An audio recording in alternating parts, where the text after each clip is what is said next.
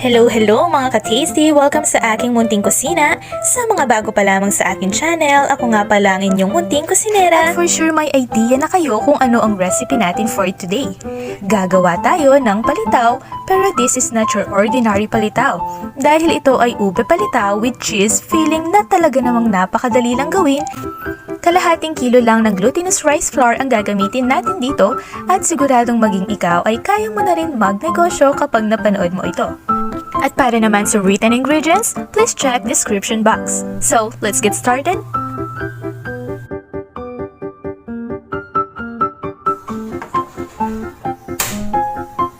Mag-roast lang tayo guys ng sesame seeds hanggang sa maging toasted o maging kulay brown na ito at maging nati na ang amoy. Kapag ganito na ang kulay, okay na ito at isarin sa isang mangkok, then set aside. Gagamitin natin ito mamaya as toppings sa ating palitaw.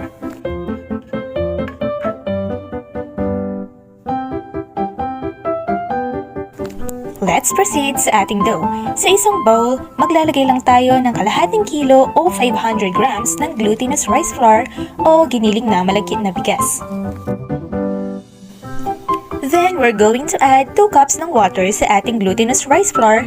Gaya sa bigas, may malakas sa tubig at meron namang hindi, kaya dapat ay gradual lang ang paglalagay para matansya nyo ito.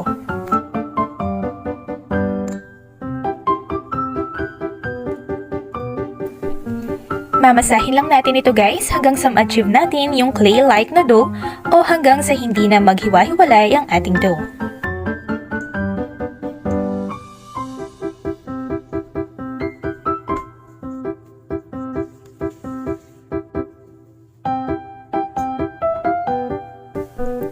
Pagkatapos ay hahatiin natin ito into 2 equal parts.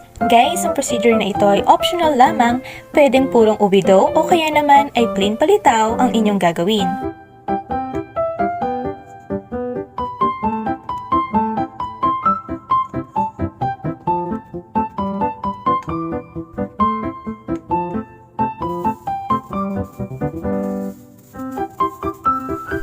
Pero para mas attractive ang ating palitaw, maglalagay ako ng 1 teaspoon ng ube flavoring or food coloring sa kalahating dough. Then, mamasahin lang natin ito guys hanggang sa mag-even na yung kulay niya. Pero kung gusto nyo ng mas matingkad pa na kulay, pwede naman kayo magdagdag ng another 1 teaspoon ng food coloring.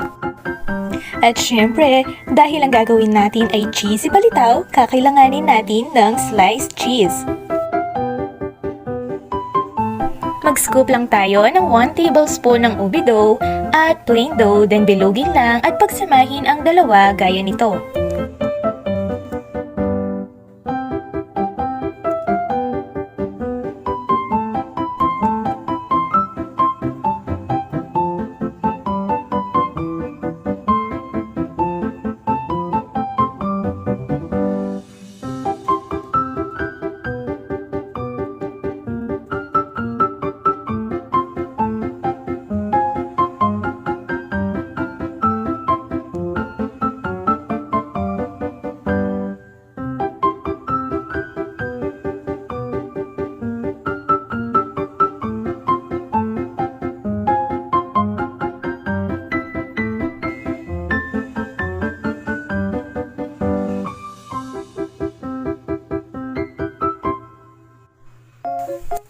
Ulitin lang ang procedure na ito hanggang sa maubos na ang ating dough. Guys, ako ay nakagawa ng 41 pieces, pero depende pa rin sa inyo kung gusto nyong lakihan ang inyong mga palitaw.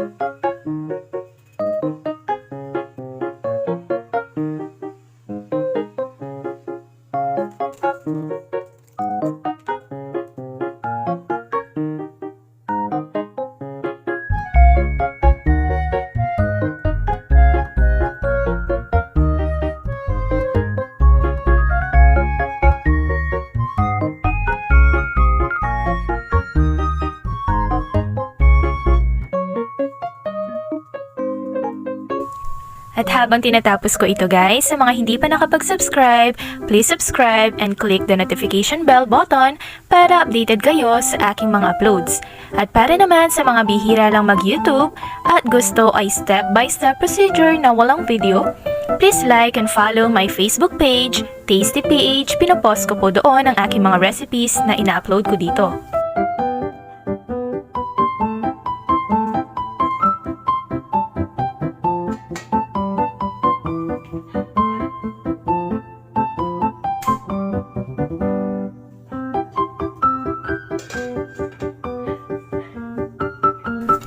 At guys, kapag tapos na kayo sa inyong mga dough, magpapakulo lang tayo ng tubig at kapag kumulo na ito, ay i-drop lang natin ang mga nirolyo natin na dough. Walang specific na oras sa pagluluto ng palitaw, basta kapag lumutang na ito, ay hayaan muna ng ilang minuto, tsaka nyo ito hanguin. Kaya ito tinawag na palitaw ay dahil kapag luto na ito, ay kusa siyang lumilitaw at lumulutang sa tubig.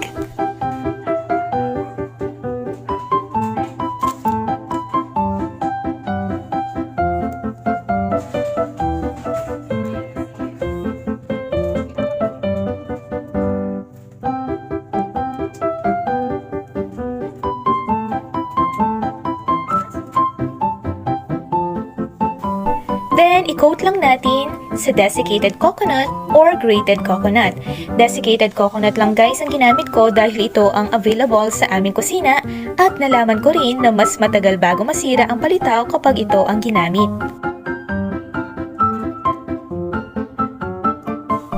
Pwede nyo itong ilagay sa bilao o kaya naman ay sa tub. Nasa sa inyo na kung saan kayo mas kikita kung ito ay ipang nenegosyo ninyo. At dahil hindi natin nilagyan ng asukal ang ating dough, mag-sprinkle lang tayo ng white sugar at idagdag na rin yung toasted sesame seeds na sinet aside natin kanina. Guys, kung meron kayong dahon ng saging, ibalot nyo lang ang gitna ng ating mga palitaw para mas attractive itong tingnan. Ang costing naman na nasa description box ay maaaring mag-iba depende sa lugar kung saan mo binili ang mga sangkap.